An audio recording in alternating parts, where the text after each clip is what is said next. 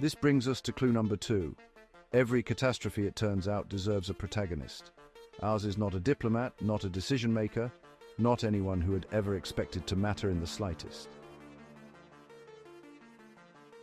So let us begin to shed some light on this mysterious nobody, Barnstoff, the man who heard too much but not enough. And correlation, I will remind you, is not causation, though I suspect that will not slow us down. Not in the least, dear Dr. E. Barnstoff was not a decision-maker, not a diplomat, not a figure of power of any discernible variety. He was a service worker in Harmony Hub's upper hospitality layers, a man who moved quietly and efficiently through the spaces where decisions were being shaped without being entitled to their contents.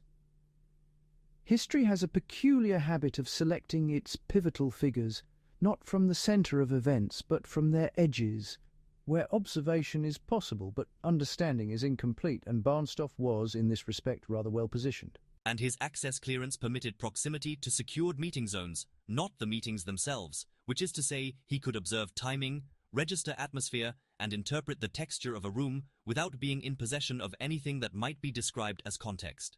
And yet, as later investigations made rather uncomfortably clear, this is precisely what made it so powerful.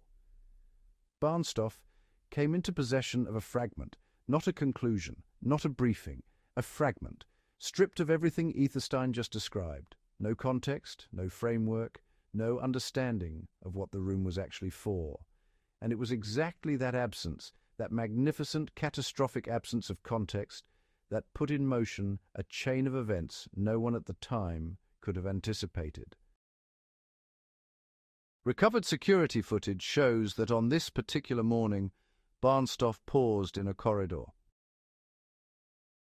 A corridor he had passed through 100 times before, a corridor with nothing remarkable about it except on this particular morning a closed door, and behind it voices. We cannot tell you why he stopped. He stopped. He listened, and then he sent the message.